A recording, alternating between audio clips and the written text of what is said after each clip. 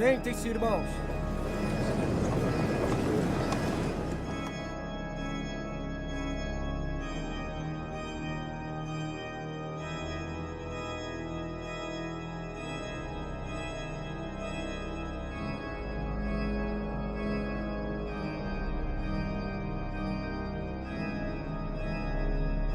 Venha até o altar.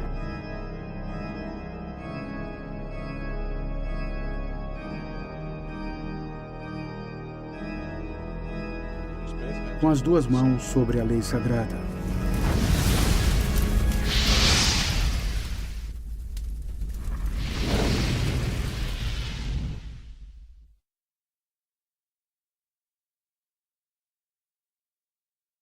Prezados amigos, o casamento da maçonaria com as grandes denominações evangélicas brasileiras é um assunto que voltou com muita força quando um site evangélico publicou que a Convenção Batista Brasileira foi fundada pela maçonaria e que a Igreja Presbiteriana do Brasil também teve e tem até hoje forte ligação com a Irmandade Maçônica.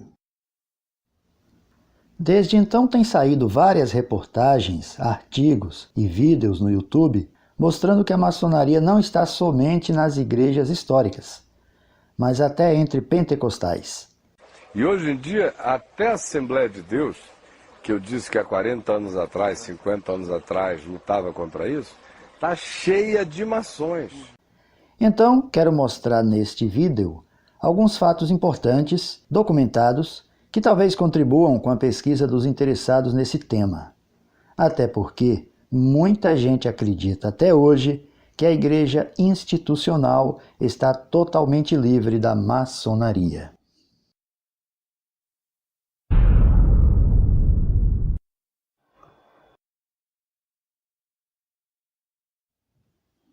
Este vídeo não tem a intenção de combater a maçonaria e muito menos defendê-la, mas somente sustentar a ideia de que toda sociedade secreta, por mais organizada e filantrópica que demonstre ser, é considerada, pela maioria dos cristãos, incompatível com os princípios do cristianismo bíblico.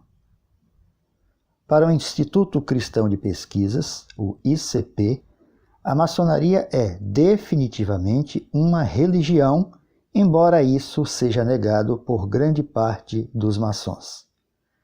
Já para os maçons, a Irmandade tem somente caráter religioso, como explica o venerável mestre Marcílio Rode, da loja maçônica Prosperidade e Esperança de São Paulo.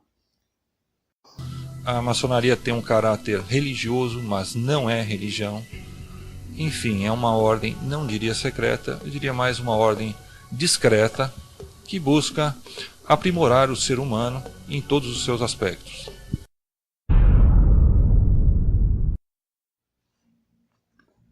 A maçonaria tradicional é uma fraternidade com ritos iniciáticos, fundada na Europa há alguns séculos, mas sem datação precisa.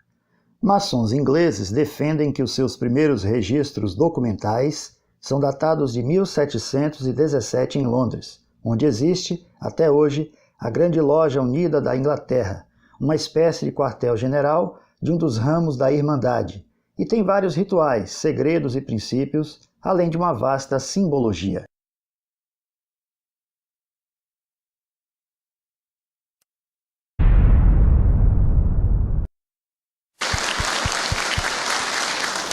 Muito obrigado, meus irmãos. General, o senhor está com a palavra. Fale de onde bem lhe aprover, por favor. Vai falar de baixo, vai ser projetado lá. Quão bom é estar entre os irmãos.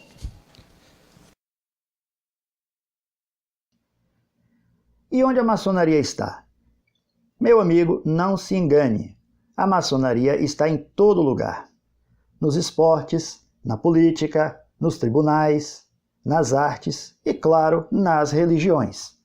Se você é membro de uma igreja evangélica ligada a um sistema de sínodos e concílios superiores, saiba que todos os indícios apontam para, se não um controle, pelo menos um monitoramento ostensivo da fraternidade maçônica. Talvez você até tenha ouvido um pastor ou líder de uma igreja afirmar, com muita convicção, que o seu grupo evangélico está livre de membros maçons ou mesmo de sua influência. E provavelmente esse pastor não está escondendo nada. A questão é que nem todos os pastores sabem como funciona a maçonaria. Os seminários teológicos por onde passam os principais candidatos ao pastorado não se aprofundam no estudo de sociedades secretas, nem sua história e nem suas formas de atuação. Às vezes, essas escolas até abordam esse tema na área de apologética, que é a defesa da fé. Mas não é comum que um seminário de teologia gaste tempo com isso. Além disso, nem todos os seminaristas se interessam por matérias assim.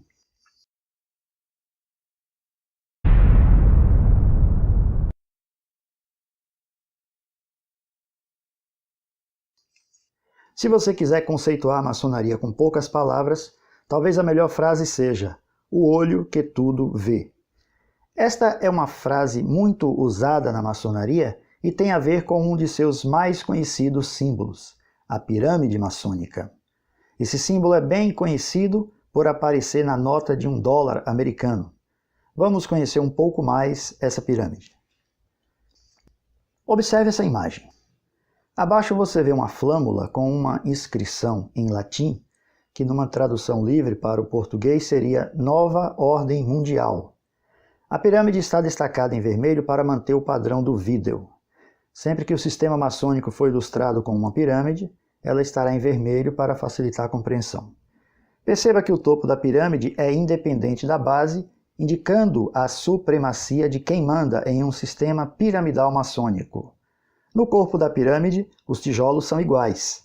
Estudiosos entendem que essa composição homogênea representa as classes inferiores, que servem apenas para sustentar o topo.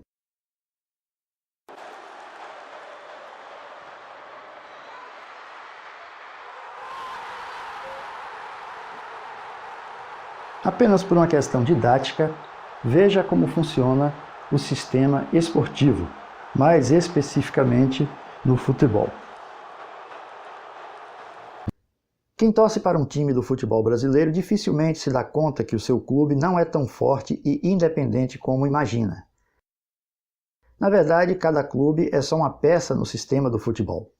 Todos eles estão submissos a uma federação estadual que comanda cada campeonato, cada disputa e, naturalmente, define as taxas que serão cobradas.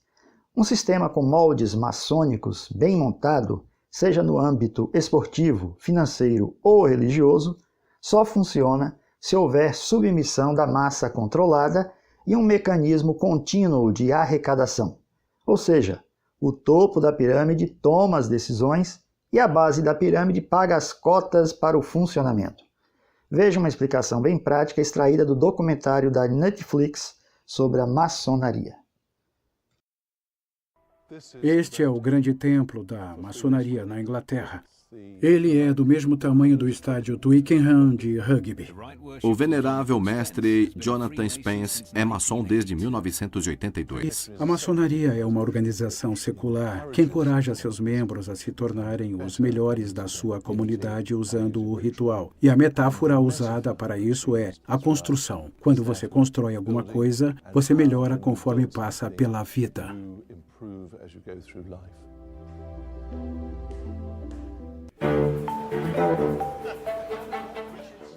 Hoje, Jonathan estará liderando um dos maiores eventos maçônicos do ano, a comunicação trimestral. Apesar de ser pouco mais que uma gloriosa reunião de negócios, a comunicação trimestral terá a participação de 1.400 maçons de todo o país e até do mundo. Como vai? Estou representando o grão-mestre da Croácia. É um prazer. O prazer é todo meu. Obrigado. Bem-vindo a Londres. A comunicação trimestral é uma reunião formal de negócios e as decisões podem variar desde a definição das cotas para o ano seguinte até se é apropriado reconhecer uma grande loja de outro país. Quem está no topo do comando do futebol é a FIFA. As imagens da abertura da Copa FIFA de 2018 na Rússia revelam formas que lembram símbolos maçônicos. Pode até ser coincidência, mas, no mínimo, é muito estranho.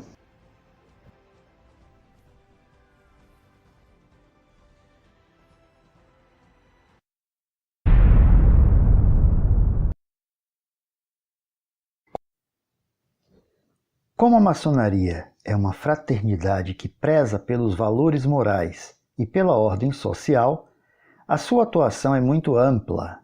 Sendo assim, quero citar 3 organizações fundadas por maçons, ligadas à maçonaria e presentes em quase todo o mundo: o Lions Club, o Rotary Club e o Escotismo. O Lions Club Internacional é uma organização internacional de clubes de serviço cujo objetivo é promover o entendimento entre as pessoas, atender a causas humanitárias e promover trabalhos voltados a comunidades locais. Em 2015, o Lions contava com mais de 46 mil clubes locais em 200 países e quase 1,5 milhão de membros. O Rotary Internacional é uma associação de clubes de serviço cujo objetivo é unir voluntários a fim de prestar serviços humanitários, promovendo a paz em nível internacional e exaltar valores éticos, que são expressos através da prova quádrupla, que é basicamente um questionário de 4 perguntas reflexivas. Existem mais de 34 mil clubes Rotary no mundo, com cerca de 1.200.000 membros, chamados rotarianos. O Rotary também tem um rigoroso sistema de rodízio em seus cargos, impedindo assim que alguém se perpetue no comando. O governador anterior passa o bastão para o governador seguinte. Por isso a palavra Rotary, rodar, os cargos todos no mesmo dia. É coisa de Rotary. Rotary é grandioso.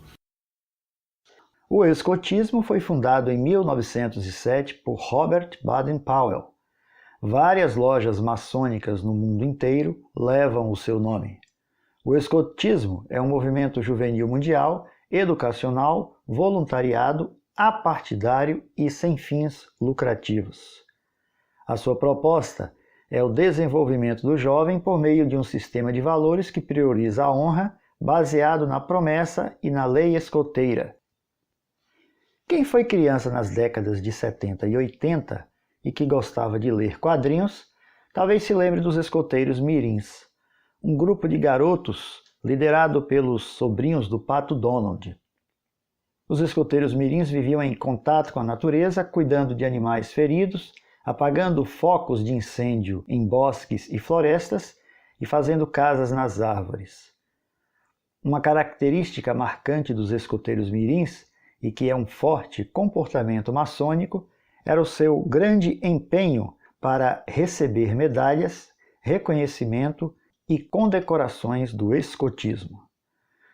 Bem, o que havia por trás disso? A verdade é que esses garotos dos quadrinhos são personagens dos estúdios de Walt Disney, um maçom grau 33 que usou seu trabalho artístico para difundir os valores maçônicos. A criança ou adolescente que ingressa no escotismo é iniciada nessa atmosfera de cooperação e fraternidade, despertando assim, se for o caso, sua vocação futura para as atividades maçônicas. Tanto o escotismo quanto o Lions Club e o Rotary Internacional exaltam virtudes, valores éticos e a paz mundial. É praticamente impossível conhecer e relatar todas as atividades e influências maçônicas dentro do sistema religioso do cristianismo, mas podemos enumerar alguns pontos bem visíveis e fáceis de identificar. As 2 principais igrejas históricas do Brasil, ou pelo menos as mais conhecidas, são as igrejas batistas históricas e também a Igreja Presbiteriana do Brasil.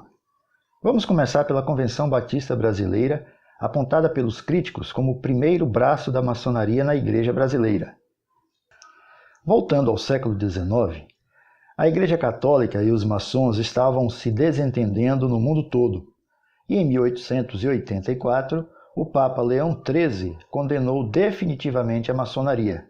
Nós sabemos que, historicamente, o Papa Leão XIII, ele condenou definitivamente a maçonaria e, através da sua encíclica Humanum Genus, do dia 20 de abril de 1884, determinou qual era a atitude da Igreja Católica diante da instituição maçônica. Logo em seguida, essa determinação do Papa foi acompanhada por um decreto do Santo Ofício que dizia que a maçonaria era uma instituição excomungada. Com isso, as relações da Igreja Católica no Brasil e as lojas maçônicas ficaram mais tumultuadas. Nesse ínterim, a Missão Batista Norte-Americana estava em processo de implantação do seu trabalho missionário no Brasil. A maçonaria, forte interessada no enfraquecimento do catolicismo brasileiro, se antecipou nos Estados Unidos e, assim, os primeiros missionários batistas enviados ao Brasil eram também agentes maçônicos. William Bagby, um dos primeiros a chegar ao Brasil, além de ter sido batizado por um pastor que era maçom, foi ainda consagrado ao ministério da palavra no salão de uma loja maçônica. Seguiram-se, sustentados pela junta de Richmond, sendo todos maçons: Zachary Taylor, em 1882, Edwin Soper, em 1885, Edward Allen, em 1885. Além de outros, sendo que William Bagby, Edwin Soper e Edward Allen foram pastores da igreja em Santa Bárbara, que tinha entre seus membros um expressivo grupo de maçons. A maçonaria também ajudou os batistas brasileiros e ao pastor Salomão Ginsburg, também maçom, na construção do primeiro templo batista, em Campos de Goytacazes. Já a Igreja Presbiteriana do Brasil, apesar de não haver qualquer registro de que o seu primeiro missionário no Brasil, Ashbel Green Simonton, tenha sido maçom, é uma igreja com mais semelhanças maçônicas que a própria Igreja Batista histórica. A sua simbiose com a sociedade secreta vem desde a concepção da própria maçonaria moderna, no século XVIII. A primeira Constituição maçônica foi publicada em 1723, de autoria do pastor presbiteriano James Anderson. Essa carta magna da maçonaria é referência histórica e inspiração para centenas de outras constituições de grandes lojas e denominações evangélicas. O presbiterianismo calvinista histórico surgiu na Escócia e migrou para a Inglaterra e Estados Unidos, mesmo caminho percorrido pelo rito escocês da maçonaria anos depois, tornando-se muito forte nos Estados Unidos. Tanto é que o Supremo Concílio do grau 33 do rito escocês tem sua sede em Washington, D.C., para a jurisdição do Sul. Quando o presbiterianismo chegou oficialmente ao Brasil em 1859, logo recebeu forte apoio dos maçons, tanto de maçons americanos que vinham para o Brasil, como dos maçons brasileiros. A Irmandade enxergava nessa linha protestante uma estrada mais pavimentada para sua expansão. Houve alguma discórdia interna na igreja presbiteriana e em 1903 aconteceu uma divisão em que saiu um grupo que era contra a influência maçônica na igreja. A parte que ficou na Igreja Presbiteriana do Brasil não apresentava oposição relevante às atividades maçônicas na denominação, e assim os maçons se tornaram membros dos concílios em todas as esferas durante décadas. Em 1950 foi promulgada a Constituição da IPB, vigente até os dias de hoje, com características maçônicas. É uma maçonaria, então? Claro. A igreja está organizada em moldes maçônicos. O sistema de concílios superiores. O pagamento de dízimos ao Supremo Concílio pelas igrejas locais e a forma como os concílios atuam são traços semelhantes à pirâmide maçônica. Como vimos no escotismo, os maçons, apaixonados pela sua ordem, gostam de testemunhar nas suas lojas que foram condecorados ou como cidadão exemplar, ou como professor homenageado da faculdade, ou empregado destaque da empresa, etc. Aqui um fato curioso. O rito escocês da maçonaria tem uma série de condecorações para maçons destacados, tais como grandes e soberanos inspetores gerais, veneráveis e eméritos. Esses títulos são muito cobiçados pelos maçons. Veja esse artigo da Constituição do Grande Oriente do Brasil e compare com a Constituição Presbiteriana. A Constituição Maçônica do Grande Oriente do Brasil, em seu artigo 32, diz: os maçons podem ser ainda eméritos, remidos ou honorários. 1. São eméritos os que têm 60 anos de idade e, no mínimo, 25 anos de referida atividade maçônica. Agora veja o artigo 57 da Constituição da Igreja Presbiteriana do Brasil. Aos presbíteros e aos diáconos que tenham servido satisfatoriamente a uma igreja por mais de 25 anos, poderá esta, pelo voto da Assembleia, oferecer o título de presbítero ou diácono emérito, respectivamente, sem prejuízo do exercício do seu cargo, se para ele forem reeleitos. Se você está planejando procurar na Bíblia Sagrada qualquer referência textual sobre bispo, pastor ou presbítero emérito, faz muito bem em procurar. Não é prudente ouvir uma informação importante em um vídeo no YouTube e tomar isso como verdade. Mas eu quero adiantar que você não vai encontrar nada sobre emerência na lei de Deus, porque o título de presbítero emérito não é uma ordenança do Senhor Jesus Cristo e nem uma prática da igreja primitiva. É somente uma condecoração dos rituais maçônicos, criada, formatada e inserida no sistema religioso por eles mesmos, para enriquecer sua vasta coleção de honrarias. Mesmo o título de bispo emérito na Igreja Católica tem formato diferente. Observe que o título constitucional presbiteriano de emérito não contempla nenhum irmão ou irmã crente da comunidade, sem um cargo de oficial e fora da pirâmide, mesmo que ele ou ela tenha contribuído com a Igreja durante 50 anos. Esse galardão maçônico é somente para os clérigos. Considerações. A maçonaria, mesmo sendo acusada de fazer tudo em segredo, se orgulha publicamente de ter em seu rol de membros pastores e outras lideranças cristãs, e assume isso sem qualquer problema. Sereníssimo Grão-Mestre, as igrejas evangélicas têm crescido muito nos últimos anos, ocupando o segundo lugar em número de fiéis. O senhor poderia nos dizer se existem pastores evangélicos maçons e como é o relacionamento da maçonaria com essas igrejas evangélicas? Muito obrigado por essa pergunta. Essa pergunta é muito importante. Acontece o seguinte, a maçonaria ela não é religião. A maçonaria é uma filosofia de vida. E evidentemente que dentro de um templo nós temos diversas pessoas de diversas religiões diferentes. E todas se respeitam. Sim, nós temos padres católicos, nós temos pastores evangélicos que são irmãos nossos de maçonaria. Eles trabalham porque dentro dos nossos templos nós temos um livro sagrado.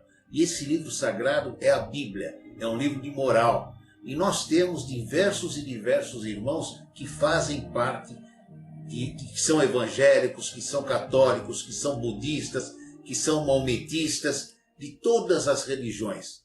E isso é importante todos se reunirem no mesmo tempo. Outra coisa que eu quero deixar bem claro é que a maçonaria é a única que consegue congregar dentro de um templo todas as religiões. Mas, ao que parece, o sistema religioso, que sempre diz ser da luz, prefere não comentar nada sobre seu envolvimento com a maçonaria. É raro você ver uma igreja assumir essa relação. O Supremo Concílio da Igreja Presbiteriana do Brasil publicou em 2010 um documento dizendo: quanto à incompatibilidade com a maçonaria, o Supremo Concílio IPB 2010 resolve 1. Aprovar o documento. 2. Reafirmar a incompatibilidade das doutrinas maçônicas com a fé cristã. Desde essa publicação, está valendo uma recomendação às igrejas locais para não receberem em seu rol de membros nenhum associado de sociedades secretas, incluindo a maçonaria. No entanto, esse decreto levantou algumas perguntas, pois, por algum motivo não explicado, não houve recomendação a pastores ou presbíteros de deixarem também as entidades maçônicas, como Rotary Internacional e Lions Club. Ou seja, o maçom presbiteriano pode deixar a maçonaria e continuar como rotariano. Cuidado, meu irmão, cuidado, minha irmã. Enquanto o povo de Deus se dirige aos templos para adorá-lo e praticar a comunhão dos santos, muita coisa acontece nas sombras que os crentes não sabem. O Evangelho do Senhor Jesus Cristo é simples. Nós é que complicamos. Peça discernimento a Deus. Pastor Daniel, tem problema eu ser batista e presbiteriano? Você que tem que dizer agora, amigão. Porque se eu fosse da batista, da presbiteriana, da metodista, eu saia de lá agora. Da Igreja Assembleia de Deus Madureira, que está podre, cheio de evidências. Eu saia de lá agora. Para onde eu ia então, pastor? Para onde você quer que eu te mande? Para os braços de Cristo, meu amigo.